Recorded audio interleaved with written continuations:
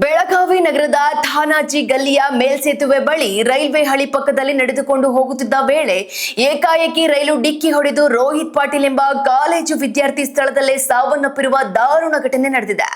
College ಮುಗಿಸಿಕೊಂಡು ವಾಪಸ್ ಮನೆಗೆ ತೆರಳುತ್ತಿದ್ದ ಸಂದರ್ಭದಲ್ಲಿ ಈ ದುರ್ಘಟನೆ ಸಂಭವಿಸಿದ್ದು, ಸ್ಥಳಕ್ಕೆ ರೈಲ್ವೆ ಪೊಲೀಸರು ಭೇಟಿ ನೀಡಿ ಪರಿಶೀಲನೆ ನಡೆಸಿದ್ದಾರೆ. ಈ ಕುರಿತು ಮಾರ್ಕೆಟ್ ಪೊಲೀಸ್ ಠಾಣಾ ವ್ಯಾಪ್ತಿಯಲ್ಲಿ ಪ್ರಕರಣ ದಾಖಲಾಗಿದೆ.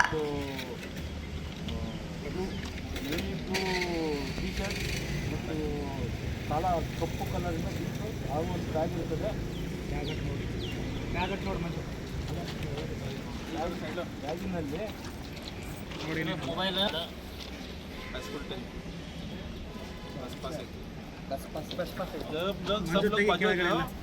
कोर्ट में जाना पड़ेगा देखो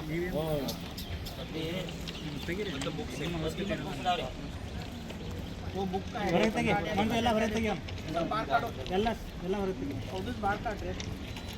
जरा सब लोग पीछे जाओ. ನಮಸ್ತೆ.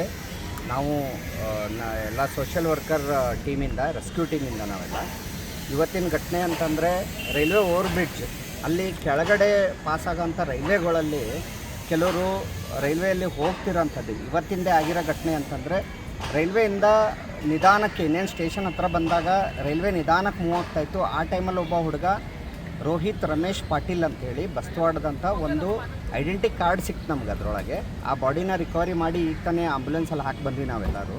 ಆದರೆ ಸೂಚನೆ ಏನಂತಂದರೆ, ಇಲ್ಲಿ ಆಗ್ತಿರೋದೇನು, ಯಾಕೆ ಈ ರೀತಿ ಫ್ಲೈಓವರ್ಗಳೆಲ್ಲ ಸರ್ಕಾರದಿಂದ ಮಾಡಿರ್ತಾರಂತಂದರೆ ಯಾವುದೇ ರೀತಿ ಆಕ್ಸಿಡೆಂಟ್ಸ್ ಆಗಬಾರ್ದು ಅಂಥೇಳಿ.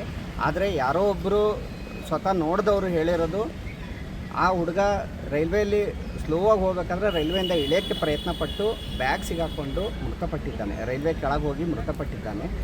ಆ ಥರದ್ದು ಕೇಸ್ ಆಗಬಾರ್ದಂದರೆ ದಯವಿಟ್ಟು ಎಲ್ಲ ಸ್ಕೂಲಲ್ಲಾಯಿತು, ಮನೆಯವರಾಯಿತು, ಅವೇರ್ನೆಸ್ ಏನಪ್ಪ ಅಂತಂದರೆ, ರೈಲ್ವೆ ಟ್ರ್ಯಾಕಲ್ಲಿ ಹೋಗ್ಬೇಕಾದ್ರೆ ಒಂದು ಇಯರ್ಫೋನ್ ಹಾಕ್ಕೊಂಡು ಹೋಗೋಂಥದ್ದು ಅಥವಾ ಆ ಕಡೆ ಈ ಕಡೆ ನೋಡ್ದಲ್ಲೇ ದಾಟೋ ಅಂಥದ್ದು ಇಲ್ಲಿ ಒಂದು ಪ್ರಯತ್ನ ನಡೆಯುತ್ತೆ. ದಯವಿಟ್ಟು ಈ ರೀತಿ ಆಗಬಾರ್ದು. ಎಲ್ಲ ನಮ್ಮ ರೈಲ್ವೆ ಡಿಪಾರ್ಟ್ಮೆಂಟ್ ಅವ್ರಿಗಾಯಿತು, ಪೊಲೀಸ್ ಅವ್ರಿಗಾಯಿತು, ಎಲ್ಲ ರೀತಿಯಲ್ಲೂ ಅವ್ರು ಮಾಡೋಂಥ ಕೆಲಸಗಳು ಅಥವಾ ಇದಕ್ಕೆಲ್ಲನೂ ಬರ್ಡನ್ ಜಾಸ್ತಿ ಆಗ್ತಾಯಿದೆ. ಇದೇ ತಿಂಗಳಲ್ಲಿ ಆಗಿರೋಂಥದ್ದು 3ನೇ ಕೆಲಸ ಇದು. ನಾವು 3ನೇ ಅಪಘಾತ ಆಗಿರೋದು. ಜೀವ ಹೋಗಿದೆ. ಯಾಕಂದರೆ ಟ್ರೈನಲ್ಲಿ ಒಂದು ಸ್ವಲ್ಪ ಮುಟ್ಟಿದ್ರೂ ಡೆತ್ ಆಗೇ ಆಗುತ್ತೆ. ಏನಪ್ಪ ನಮ್ಮ ಸೈಡಿಂದ ಹೋಗುತ್ತೆ ಬಸ್ಸು, ಆಟೋ, ಆ ಥರ ಅಲ್ಲ. ಇದೆಲ್ಲ ದೊಡ್ಡ ಟ್ರೈನ್ ಇರುತ್ತೆ, ಸ್ವಲ್ಪ ಮುಟ್ಟಿದ್ರೂ ಮೃತ ಆಗುತ್ತೆ. ದಯವಿಟ್ಟು ಯಾರೂ ದಾಟಬೇಕಾದ್ರೂ ದಾಟಬೇಡ್ರಿ. ಎಲ್ಲರಿಗೂ ಕೋರಿಕೆ ಏನಂತಂದರೆ ದಾಟಬೇಡ್ರಿ. ಈ ಥರ ಏನಾರ ಆದರೆ ನಮ್ಮ ರೆಸ್ಕ್ಯೂ ಟೀಮ್ ಅವ್ರಿಗೆ ಏನಾರ ಕಾಲ್ ಕೊಟ್ರಿ ಅಂದರೆ ನಾವೆಲ್ಲ ಬಂದು ಆ ಬಾಡಿ ರಿಕವರಿ ಮಾಡಿ ಎಲ್ಲ ಪೊಲೀಸ್ ಪದ್ಧತಿ ಪ್ರಕಾರ ನಾವು ಮಾಡಿಕೊಡ್ತೀವಿ. ಇದರಲ್ಲಿ ಯಾವುದೇ ಇದಾದ್ರೂ ನಾವು ಫ್ರೀ ಆಫ್ ಚಾರ್ಜ್ ನಾವು ಈ ಕೆಲಸ ಮಾಡ್ತಾಯಿದ್ದೀವಿ.